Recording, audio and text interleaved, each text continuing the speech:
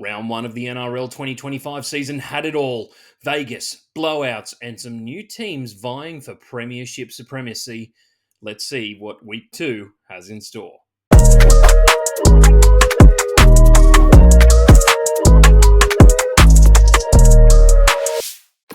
What's going on, guys? Your tipping expert Bergs here from The Casual Athlete, and we are back for the solo videos of tipping this year. What a round one was, and we will get into my tips in just a moment. But if you haven't already, please make sure that you like and subscribe to the channel. We put out so much content each and every week. We love getting feedback from you guys on our videos as well, so make sure that you hit us up down in the comments section to send some ideas of what videos that you might like to see on the channel. But without further ado, guys, let's get into my tips from last round. And I've got to say, I was pretty happy with my week. I got to be honest, I ended up with 6 out of 8 tips correct, but when I looked at most of my tipping comps, for round one, you'd consider that a pretty good score, but most people got 7 or possibly even 8 tips correct. There was not a lot of upsets to go around in round one, which is very surprising. I'd say really only the Raiders, who probably weren't outsiders by the time kickoff was, and then the Rabbitohs were the only upsets that really got up in this round.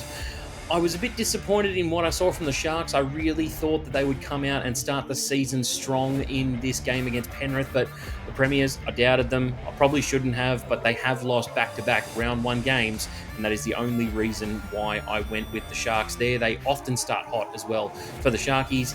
And St. George was the other tip that I got wrong there, and yeah, it really could have gone either way at the end, but for 60 minutes of that game, they were well out of it, and definitely need to do a little bit of work on their line speed, bit of defensive issues, I thought, from the Dragons, and also they might need to think about who's going to play number 9 for them this year, because Jacob Little was absolutely outstanding. But aside from that, guys, I got 6 out of 8, and I will take that to the bank. And if you haven't already, guys, please make sure that you join our tipping comp over on the TBC Live app. It's where we are doing all of our tipping comps this season. You get extra points for taking on the upsets, and I would love to get on upsets. If you know anything about this channel, I always pick a couple of upsets each and every week. But guys, let's get into round two. I cannot wait for these games. First game of round two, and it is the Knights taking on the Dolphins at McDonald Jones Stadium. Now, the Knights hold the 3-1 record against the Dolphins since they came into the competition 2 seasons ago. And if the Knights put up a display in attack like they did last week, I definitely think the Dolphins will get the better of them in this one. The Knights look extremely clunky. Their halves, they do not communicate in terms of direction for this forward pack or for any kind of offensive shape. And Kalen Ponga is really the only threat that they have right now. And against the Tigers in the red zone, it was absolutely abysmal. I couldn't believe really what I was watching. We're supposed to be told that this is a new Knights team. This is going to be different this year, but I'm just seeing more of the same from them. And for the Dolphins, well, they let one slip last week, and I definitely think that with a week off, they would have addressed the possible scenarios that, could have come up towards the end of that game where they could have either tied the game or possibly gotten back in front. This game really could have gone either way with the Rabbitohs, but I just think that the Knights have this ugly way of winning games, and it'll really come back to bite the Dolphins not winning last week. So they're possibly going to go 0-2 to start the season. I'm actually going to back the Knights. I'm not happy about it, but the Knights will get this one done, 1-12. We move to Friday, where we get our first New Zealand game of the season, where the Warriors will be taking on the Manly Sea Eagles, and 2 very different game scripts from last week between these 2 teams, who actually played out a draw in 2024. The Sea Eagles absolutely pumped the Cowboys, my Cowboys, at 4 Pines Park and looked fantastic, man. Tommy Turbo back fit. It is such a sight to see, and if you didn't watch the highlights from that game, make sure that you do so and possibly shift Tommy Turbo into your Supercoach or fantasy team right now, because he could cook all the way to round 27 and beyond. For the Warriors, a little bit different story. They are going through a bit of a rebuilding phase in terms of their halves pairing. They did drop Tamare Martin from the side, and that meant that Metcalf had to step up into a number 7 position where he didn't look all that comfortable. He has a big forward pack in front of him. Barnett and James Fisher-Harris are props that any half in the game would love to have. But I just think for Metcalf, he's still learning his trade, still trying to figure out what the best way to go about playing number 7 is for him. And I'm not sure putting him with a guy like Harris Tavita, albeit I like Harris Tavita. He's a decent utility player. But Tamari Martin brought such a great element of surprise to their attack last year that I'm really not sure why they didn't go with him more long term. That could definitely change. This will come out before team lists, but I just think that Metcalf definitely needs to be given some time and some patience. But how much patience has Andrew Webster got? I think he's under a bit of pressure at the moment. The Warriors didn't do well last year. And if they don't do well this year, I could definitely see Andrew Webster heading out the door. But for the tip on this one, I'm definitely going to go Manly. They looked way too strong last week. I'd be stupid not to get on the back of them this week. Manly, 13 plus. 10 games in a row. That is the stat that the Roosters should have plastered on their gym wall for this game against the Panthers this week. They have not beaten them since 2019. And for the Panthers, I doubted them last week. I really didn't think that they would come out round one, be super ready to play a game in Vegas after going once again all the way to the grand final last year. But they really showed me that they can drop any number of players, name all the players that have left the club in the last 4 or 5 seasons, and they still turn up each and every year and are still a massive premiership threat. And if you don't think that, then what are you doing watching rugby league? For the Roosters, man, it was so lackluster. I just think that they are going through, as I said, with the Warriors, a little bit of a rebuilding phase right now. They've decided to back internal talent. It's maybe not as talented as they probably thought it was, although Robert Toyer was fantastic last week. And if you had him in any of your fantasy or supercoach sides, you are definitely cheering. Easy, cheapy, and scored well. But it's not about him. It's about these Roosters and can they bounce back this week and at least give us a good performance rather than just being walked all over by, a Broncos team or, a Penrith team that easily has the attack to be able to do what the Broncos did to them last week. I don't really see that happening. I don't think the Panthers are going to put up 40, 50 points, but I do expect the Panthers to be very solid in defense. And for the Roosters, their halves pairing right now with Tedesco isn't the ideal one for them to be able to score some points. So I expect the Panthers to get a 13 plus win, although they won't score more than 30, 34 points. Panthers, 13 plus. Dragons and Rabbitohs start off our Saturday viewing, and the last 10 games between these two teams have been won by the home team, and yes, that does include Charity Shield matches, and one was only played just a few weeks ago where the Dragons did get the better of the Rabbitohs and looked much sleeker than they did last week and much more up for the fight. I think that the Dragons really lacked that line speed, that defensive intensity against the Dogs, and they recognised that, the Dogs, and they took full advantage of it. Burton was able to place kicks where he really wanted to, wasn't really pressured at all. And I'm not going to say it's due to the age of their roster, but the Dragons, they looked old and slow. And when you sign guys who are over 30, that is a possible chance of happening. And guys that have maybe achieved all that they can in the game, and there's really not that much there left to achieve. I don't really want to harp on them too much because I did think that they gave a good account of themselves in the last 15 minutes. They mounted a decent comeback, but it needs to start from minute 1, not minute 65. For the Rabbitohs, though, they really impressed me last week. I thought that Humphries was outstanding at halfback. For him to come in and play his second first-grade game and guide a team to a victory, playing such an important position as halfback, a position that had a lot of conjecture over it over the off-season. There was definite questions. Was Dodd going to get the spot? But Dodd got suspended and Humphries was given the position and he did not let the team down at all. 700 kick meters. Let that sink in for a moment.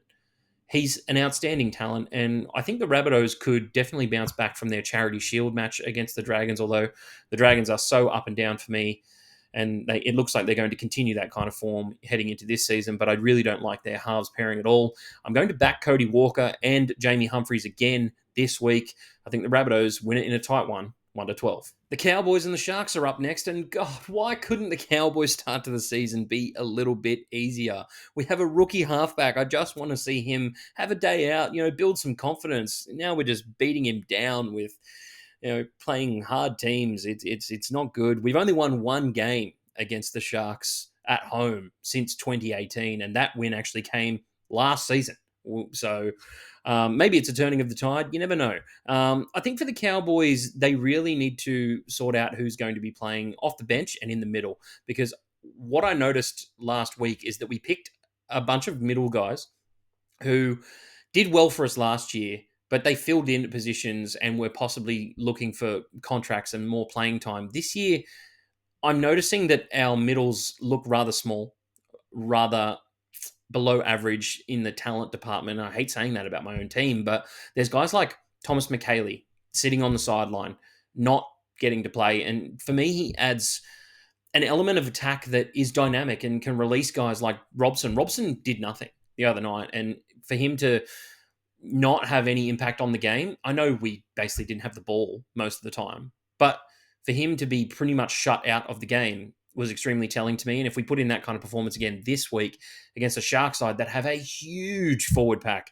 and last year in the finals, they definitely pushed us back, bent the line back, and really broke through a few tackles, got quick play the balls, and that really allowed guys like Trindle and Hines to cook. And I just don't know if I see that kind of game plan changing.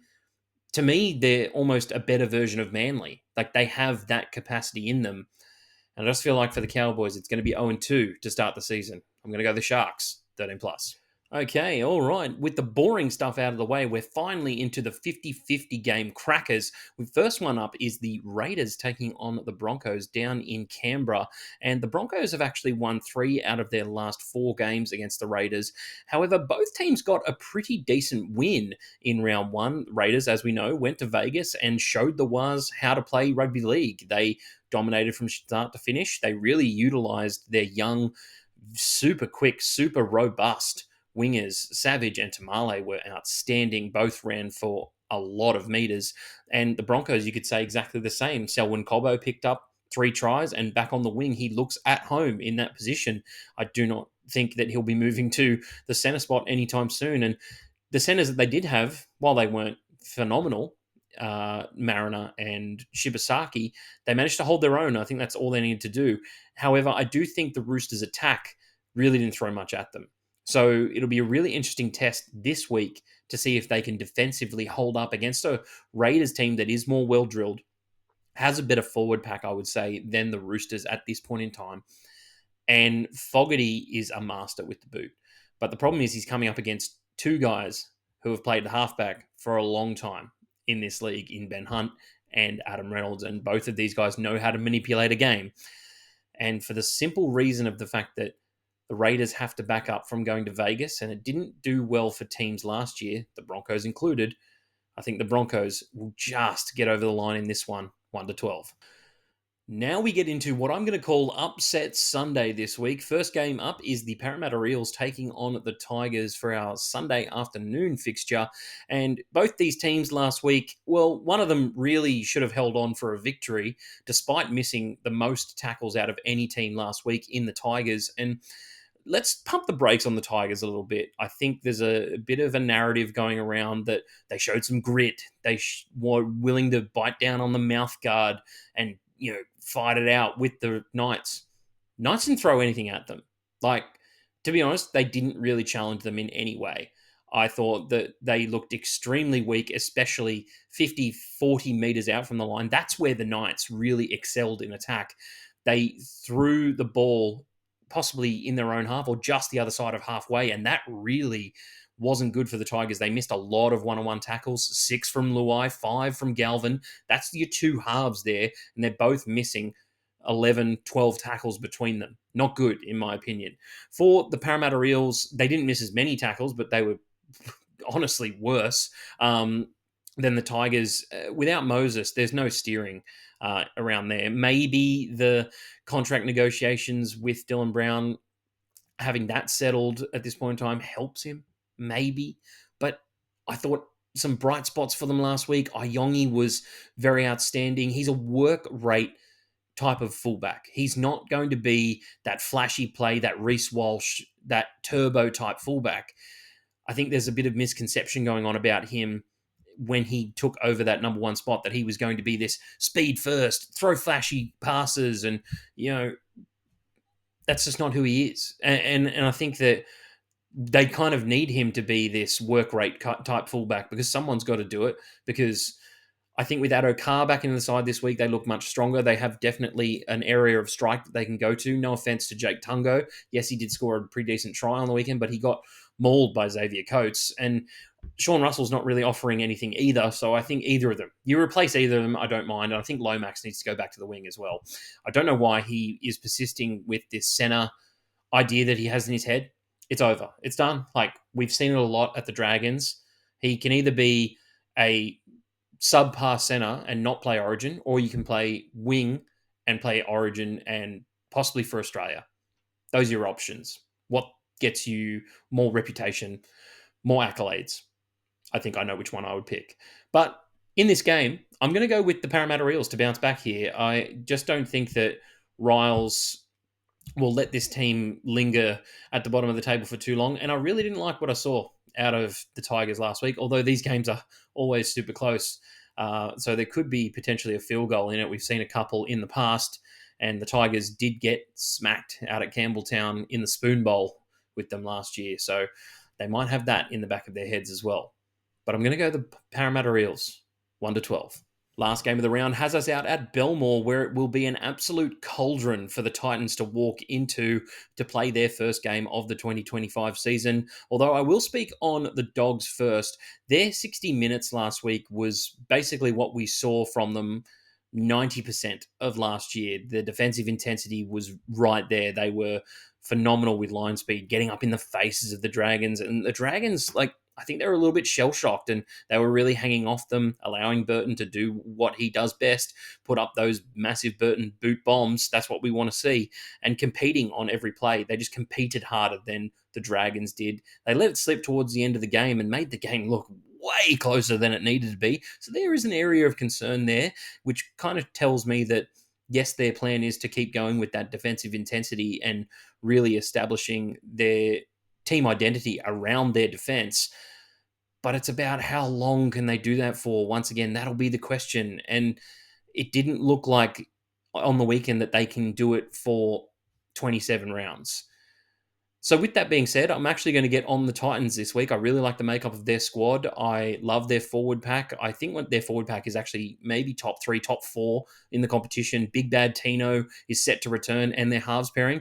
2 of the scariest running halves in the competition. I know the kicking game possibly might not be there, but Jaden Campbell and Brimson at 6 and 7 is possibly the most scary thing that anyone could come up with in this competition. Des Hasler might be going mad, and I might be going mad for tipping them, but I think the Titans go down to Belmore and get a win, 1-12. So that is it for this week, guys. Let me know what you think about my tips down in the comment section below. Make sure that you download the TBC Live app. The link is in the description to get into our tipping comps for the 2025 season. It's not too late, guys. You get more points for tipping those upsets. If you haven't already, make sure that you like and subscribe to the channel. We bring out so much content each and every week, and I'll catch you on the next one.